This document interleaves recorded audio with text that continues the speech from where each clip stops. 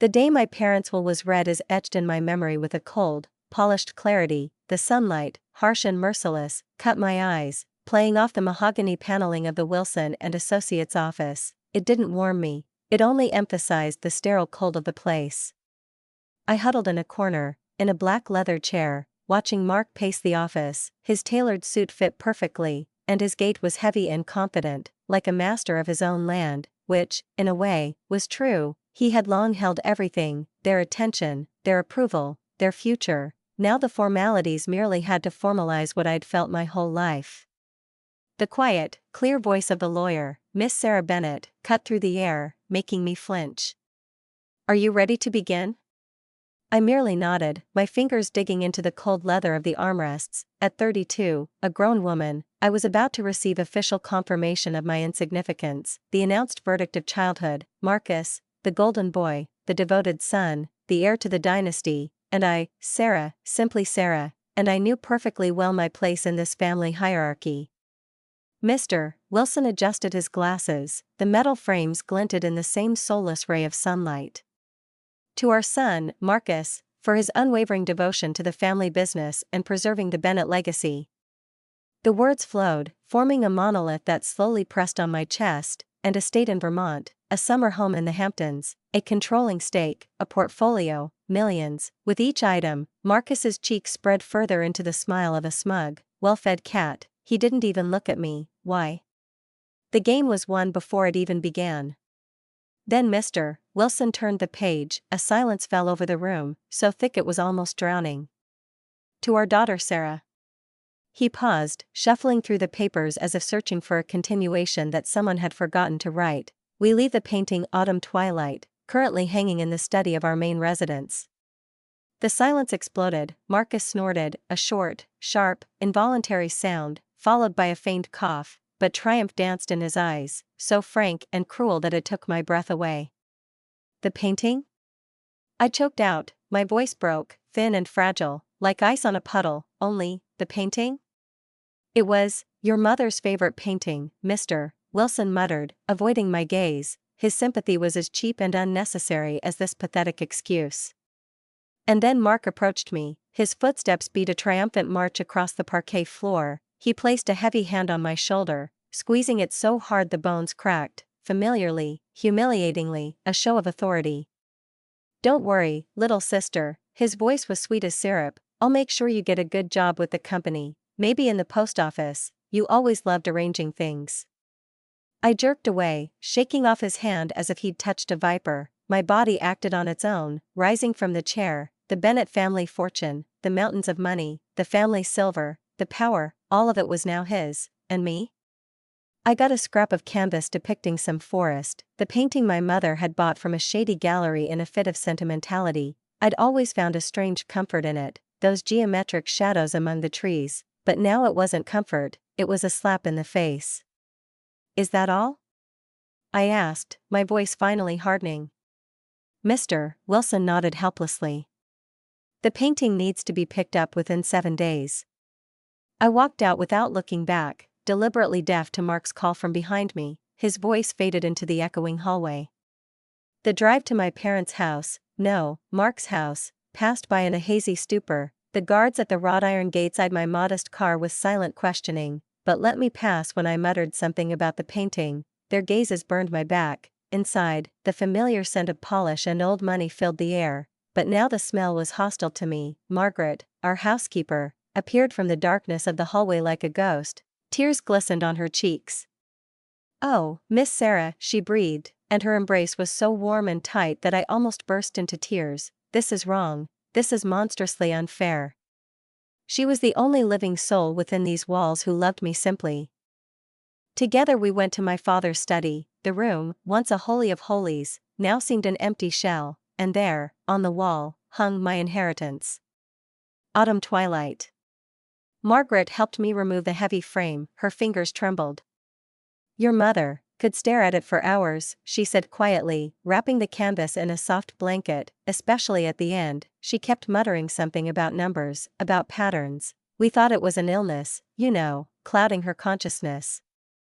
I stopped and stared at the painting. In the dim light of the deserted study, without the bright sun, it was transformed. Autumn twilight seemed to come to life. Those strange geometric shapes, hidden in the treetops and the contours of the hills, no longer seemed a play of light and shadow. They formed a strange, almost hypnotic sequence. The patterns acquired a logic, and at their junctures, barely perceptible, appeared, yes, exactly, numbers. Numbers? I asked, and my heart sank strangely. Margaret merely nodded, looking at me with wide eyes, filled with some ancient anxiety.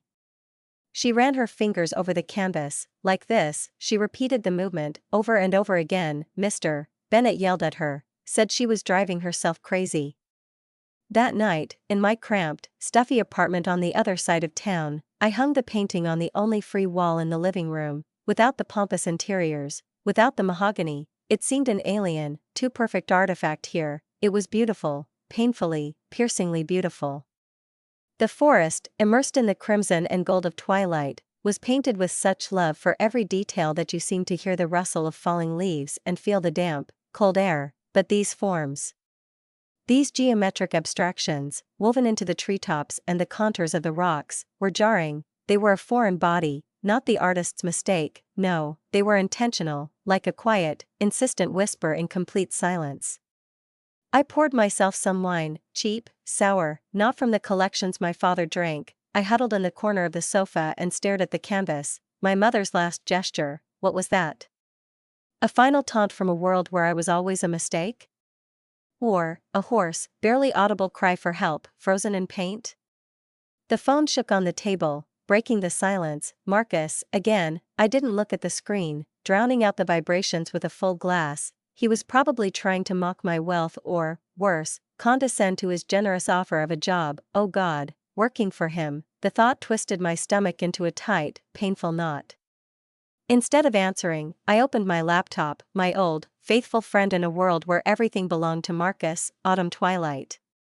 Artist, James Morrison. A search yielded only dust and digital silence. No auctions, no catalogs. The gallery that sold it had vanished into oblivion. It was as if the painting had never existed in this world, appearing only once to fall into the hands of my mother, and then into mine. A message appeared on the screen. Don't be sad, little sister, come work for me. Mom and Dad would have wanted that. A bitter, caustic smile escaped me. What did my parents want? They wanted me to stop being myself, to erase my interest in dusty canvases and a worthless past and sink my teeth into their endless pursuit of numbers and reports. I disappointed them by choosing art, and now they've erased me from their will as elegantly and definitively as erasing a typo from an important document.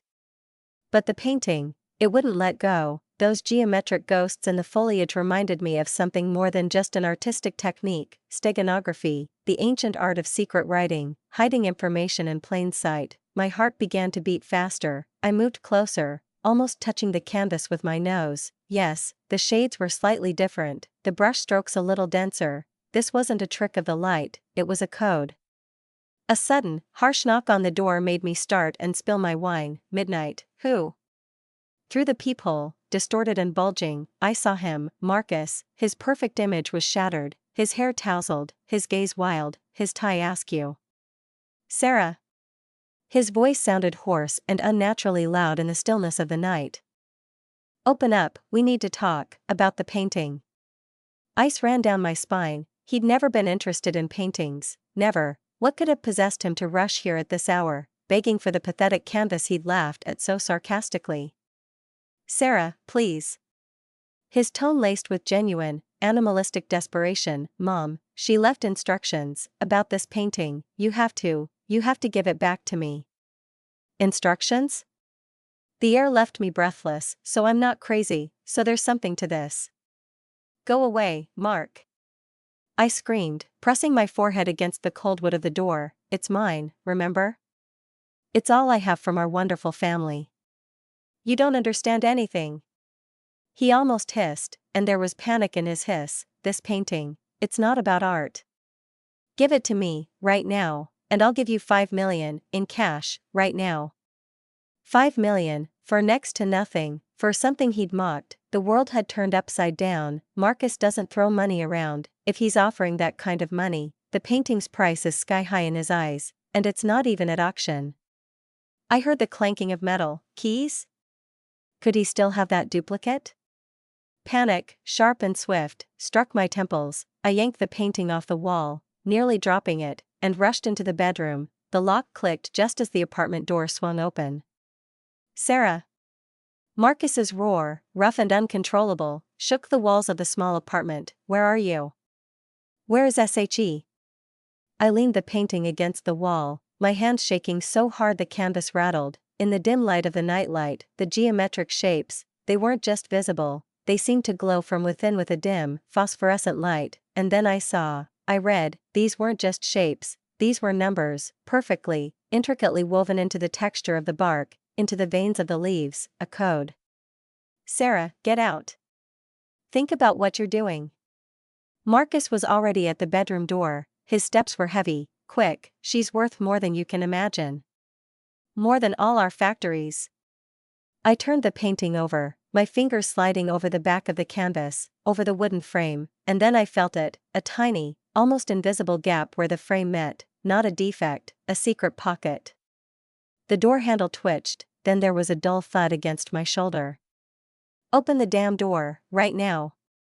Without thinking, automatically, I snagged the edge with my fingernail. A yellowed leaf, tightly curled into a tube, slid out, as if it had been waiting for this moment. My mother's graceful, flowing handwriting, the very first line knocked the last breath out of me, turning it into an icy lump in my chest.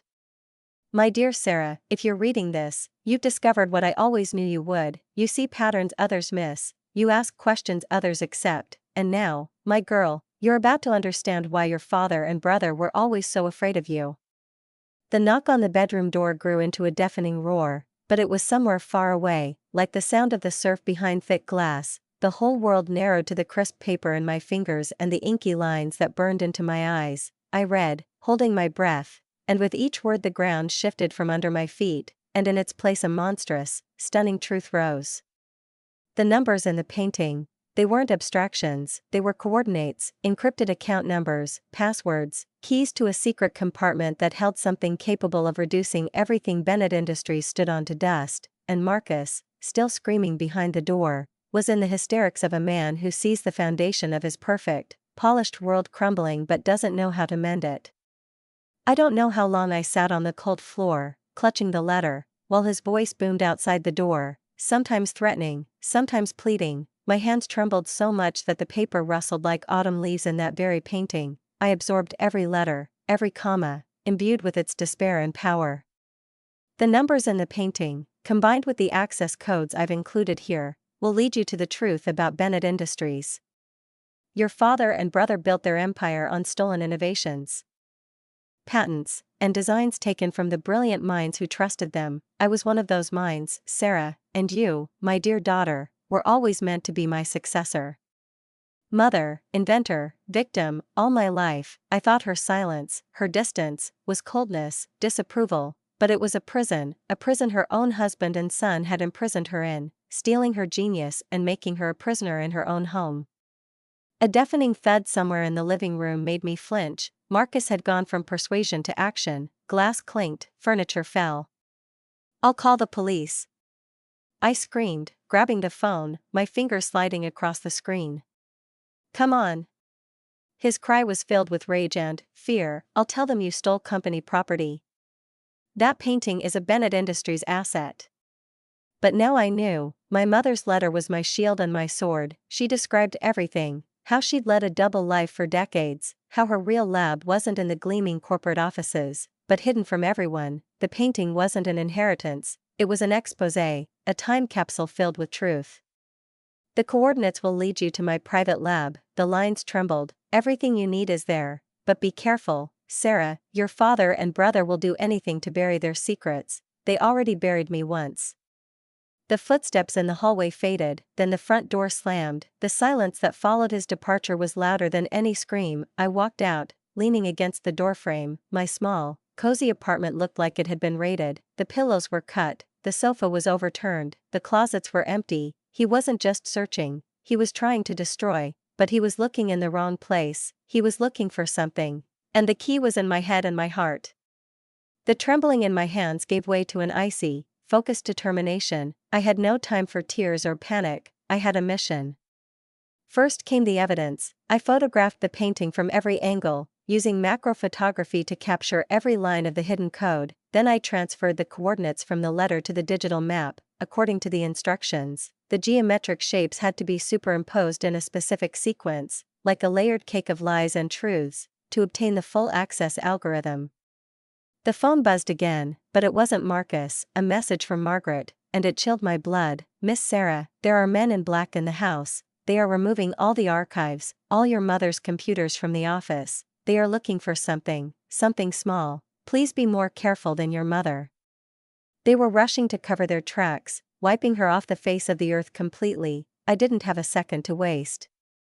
The coordinates led to Berkshire, a 3-hour drive from this hell. My mother had bought the land under her maiden name, Alice Thorne. My father never knew. The lab is underground, she wrote. The entrance looks like an old hurricane cellar, useless, but inside are systems your father never even dreamed of. Use the first sequence of numbers from the painting, it will open the door for you. I quickly packed my backpack, my laptop, a painting rolled up in a thick tube, some food, a warm jacket, and a letter, always a letter. As I walked out to my old car, I caught a glimpse of a black SUV with tinted windows. It was parked across the street, a faint wisp of steam billowing from its exhaust. It was waiting. The drive to the Berkshires was a game of cat and mouse on winding roads. The SUV followed me relentlessly for the first hour, its headlights too cold, unblinking eyes in the rearview mirror. I swerved into random courtyards, dove into forest clearings, and drove down country roads until my tires sank in the mud, somewhere on the Massachusetts border. After a frantic maneuver through a gas station and the back of a diner, I lost them. All that remained in the mirror was an empty, gray road. I arrived at dawn. The gray pre-dawn gloom obscured everything. The property looked completely abandoned, a field overgrown with weeds, the crumbling skeleton of a farmhouse, hopeless. But I pulled out a printout of the painting and began comparing it, and then I realized the full scale of its genius. Those geometric shapes, they weren't just a code, they were a topographic map. The outlines of the hills in the painting, the clump of trees, the rock formation, everything matched the real landscape perfectly. She'd painted the map right on top of the mystery. The hurricane cellar was exactly where it should have been. The rusty, sagging doors, entwined with barbed wire and dead ivy, seemed a silent sentence, but beneath the layer of dirt, my fingers found a cold metal panel with a digital screen. I entered the first sequence, the one encrypted in the golden maple leaves in the painting. There was a soft, mechanical click. The rest was a sham. The doors slid open without a sound, revealing the black maw of a staircase descending deep into the earth. The lights flickered on automatically, the motion sensors clicking softly. The air grew colder, more sterile, smelling of ozone and silence. Somewhere below, invisible mechanisms hummed. Below, in front of another door, this time modern and shiny, a second keyboard waited. The screen went dark, awaiting the second sequence. The laboratory, rising from the subterranean darkness, stole the breath from me. This wasn't just a room, it was a hive, a crystallized genius growing in the darkness. The white light pouring from the ceiling was pitiless and pure. It illuminated rows of flickering servers, unfamiliar devices with pinpoint displays, and sterile tables, but its heart beat on the far wall. Patents, dozens of patents in neat frames, and under each one, a graceful, confident signature, Alice Thorne Bennett, and next to them, prototypes, mechanical assemblies, schematics on transparent films, crystals and test tubes. I recognized them. I'd seen them at my father's presentations, in the company's annual reports, but the signatures were different, and the dates, later. Oh, my God, I whispered. I stepped closer, my fingers brushing the cold glass of the frame. It wasn't like this, it was the exact same. Everything that held the empire together was born here, in this underground silence, by my mother's hands. She wasn't decoration, no backdrop. She was the heart they tore out and replaced with a cold, maddening pit of profit. A voice behind me rang out like a gunshot in the silent silence. Impressive, isn't it? The world slowed. I turned, and saw a ghost. He stood in the doorway, the lab light falling on his face, the face I mourned, the face I saw in the coffin, my father, exactly as I remembered, and nearby, slightly behind, pressed against the doorframe, stood Marcus. The same old, smug smirk played on his lips, but a feverish triumph danced in his eyes. Did you really think your mother was the only one who knew about this place? Father took a step forward, his footsteps echoed loudly on the polished floor, hiding the coordinates in that daub. Yes, that was clever. We searched for that bunker for months, turned every old address of hers inside out, and all in vain. I recoiled, clutching the folded letter to my chest like a last amulet. You should be dead. He smiled. It was a strange, unpleasant grin, the likes of which I'd never seen before. Sometimes the best way to find something, Sarah, is to stop looking yourself, and make someone else look. Your mother's death, alas, was genuine, but mine. He spread his hands. Let's say it served its purpose. I must thank you. The will was a brilliant lure. The puzzle pieces crashed together to form a monstrous picture. My throat tightened. A trap, I whispered. This whole thing was a trap. You wanted me to find the painting. We needed you to lead us here, Marcus interjected, moving along the wall, blocking my exit. His voice was sweet with venom. Mommy changed all the protocols at the last minute, the biometrics, the passwords. We couldn't get in. We needed her clever little key, you. And now, my father approached, his shadow covering me. You will help us finish her work. Everything within these walls must disappear, forever, and the Bennett Industries patents will remain intact, as will our reputation. But they miscalculated. While they were delivering their monologues, I felt the edge of the massive central table against my back as I retreated. Mother's desk, the letter, at the very end, briefly mentioned the Clarity Protocol. Emergency sequence, final argument. Actually, my voice strengthened, becoming firm and clear in this sterile silence. I don't think so. My hand darted to the hidden control panel under the table. My fingers, as if guided by its memory, entered a sequence of numbers, the one encrypted in the very center of the painting, in the intertwined branches of the old oak. The world exploded with light and sound. The blinding white light gave way to a pulsating crimson. A voice, mechanical and impersonal, but with an intonation strikingly similar to my mother's, thundered through the vaults. Clarity Protocol activated. A full data transfer has begun on all archived data to encrypted servers of regulatory agencies, leading news agencies, and international patent offices. The process is irreversible. Deletion is impossible. My father's face contorted, not just with anger, panic, pure, animalistic terror. What have you done, you fool? His roar cut through the sirens.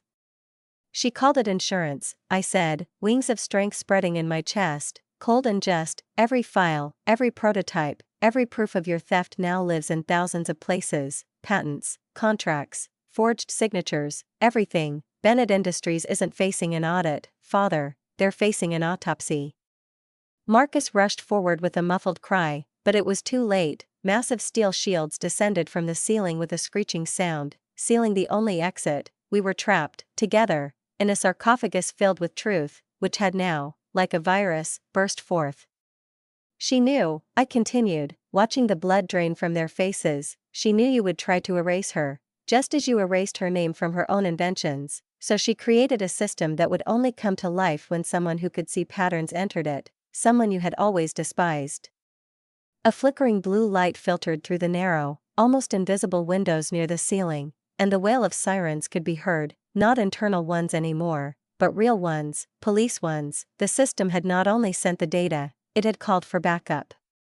The painting, my pathetic inheritance, still lay by the entrance, rolled up in a blanket. These strange, alien geometric shapes had brought me here, to the truth, to retribution. This was no gift, it was a bullet fired many years ago, finding its target now, and, watching my dead father and my victorious brother thrash around in the locked cage, for the first time in many, many years, I allowed myself a real, wide, merciless smile. The true story of Bennett Industries had just begun its journey across the globe, and no one would ever be able to silence it.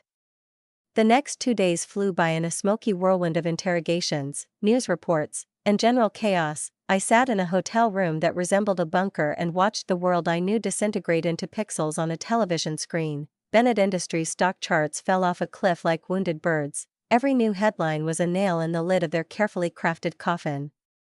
Ghost CEO, Robert Bennett alive, arrested for mass fraud. Dynasty falls, an empire built on intellectual theft. Alice Thorne's Revenge, a ghost matriarch brings down a house of lies. My phone buzzed incessantly, vibrating with calls from unfamiliar numbers. The world longed for the voice of that daughter who had torn the web apart, but I waited for only one call, and it came at the end of the second day. Miss Sarah, Margaret's voice was quiet but firm, as if she had taken a deep breath before calling. She always knew this day would come, and she made me swear to give you this when the truth came out.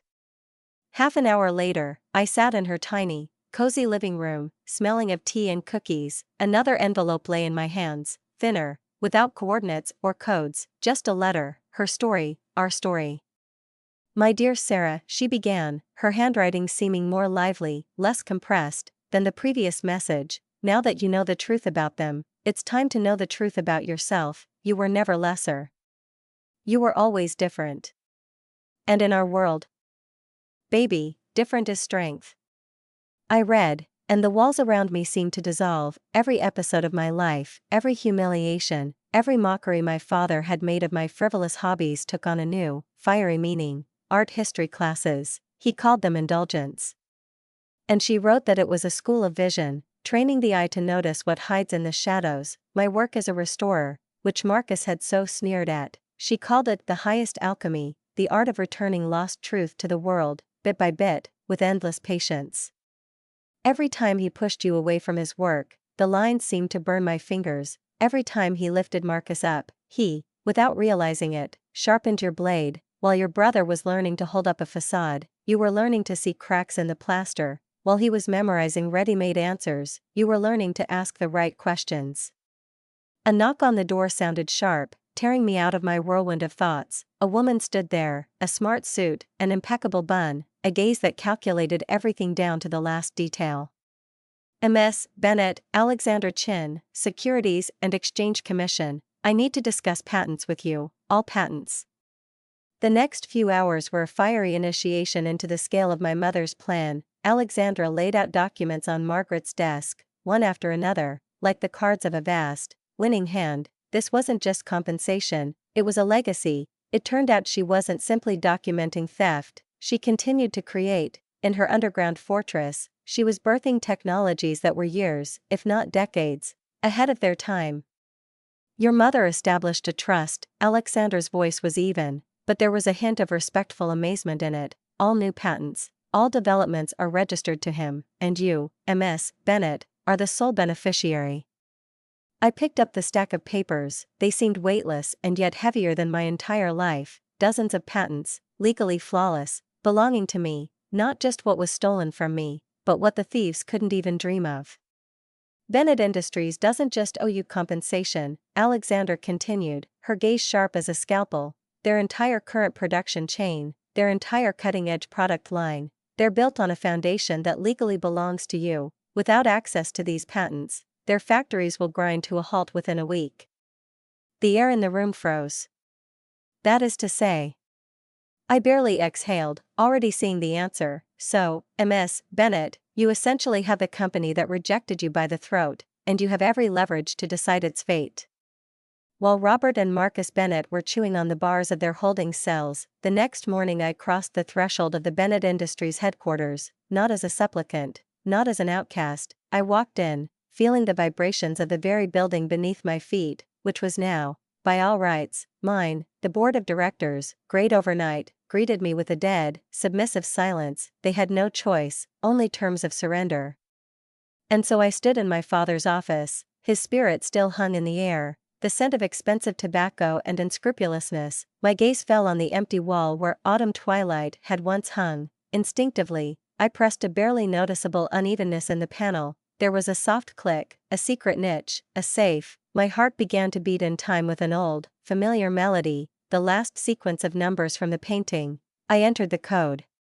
The door slid open silently. There was no money or jewelry inside. A thick, tattered leather journal lay inside, and beneath it, several sheets of paper covered with names. I opened the first page. It was a chronological account of every crime, every stolen idea, every broken talent. But the list of names, that was something else. It was a map of another world, a world of brilliant minds, deceived like hers. Their names burned in the silence of the office like unquenched embers. A month later, I stood on stage before a sea of blinding flashes. The microphones pointed at me were like gun barrels, but I wasn't afraid. I was filled with a cold, pure fire. Bennett Industries, my voice rang out clearly, echoing throughout the room, wasn't built on dreams, it was built on the nightmares of others, on stolen dawns. Today, we begin to unravel this night. We are establishing a foundation to pay tribute to everyone robbed by the previous management, but most importantly, we will transform this company into what it was meant to be, not a machine for suppressing geniuses, but a cradle for them, a place where intelligence is valued, not robbed. The painting that started it all now hung behind me in my new office, not as decoration, but as an indictment and a vow. The geometric shapes that held my mother's secret were no longer a code for me, but a map of a new terrain, a map of a world where truth is a foundation, not an annoying obstacle. Marcus wrote from behind bars, his letters oscillated between angry hisses and childish whines. I didn't read beyond the first lines. In response, I sent a single photograph, autumn twilight, on the wall in my father's office, in the very spot where his pompous portrait once hung. Let him decipher this pattern, his game was over. My father was silent, his silence was louder than any words. The great John Bennett, empire builder, now his legacy is court records and the shame of Wikipedia. He will be remembered not as a titan, but as a pickpocket who robbed his own wife. Justice sometimes wears a strange, sophisticated mask. Late that evening, when only the janitor hummed in the deserted corridors of the Aurora, no longer the Bennett, Margaret brought me another envelope, the last one. My mother had scheduled its arrival for this day, exactly 1 month after the start of the reforms. My dear Sarah, the letter seemed to glow in the dim light of the office. If you are reading this, you have not simply lanced a boil.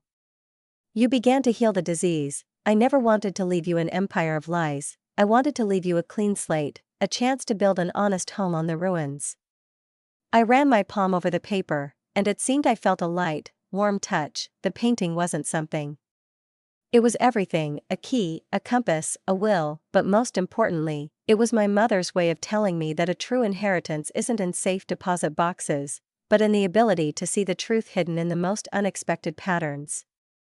2 years later, Bennett Industries was a memory, like a serious illness. Aurora Innovations breathed a different air. We were leaders not only in technology, but also in humanity. The foundation returned the names and money to dozens of robbed inventors. Our incubator became a beacon for those who were afraid to ever show their designs to the world. The painting still hangs across from my desk. Sometimes, in the dim light of the table lamp, I think the shadows are moving, as if my mother, knowing I'd solved the first riddle, had left me with more, for eternity. But the most important truth remains the same, encrypted in the twilight forest: a tower built on lies is doomed to fall, a house built of truth will stand through any storm. Marcus left last week, he wrote, begging for a meeting, to restore the family. He said, I left the letter unanswered. I've learned to discern patterns, and some of them are toxic. It's best to leave them alone, lest they blur the picture. Instead, I'm thinking about the future. We're currently preparing an annual competition for young inventors. Last year, the winner was a girl with eyes filled with the same silent challenge as my mother's: brilliant, uneasy, unyielding. As I handed her the crystal sphere, a symbol of pure design, I saw a reflection of autumn twilight in her eyes. The geometric patterns in the painting seemed to come alive in that glow, shimmering approvingly, a reminder that the greatest legacies are not material, they transform your soul, they give you sight. That useless painting gave me everything: the bitter truth about the past, absolute power over the present, and, most importantly, the chance to ensure that no bright mind will ever again be stifled in darkness. And I know, this is the reward my mother would be truly proud of, not the fortune, but the justice, finally built into a perfect, indestructible pattern.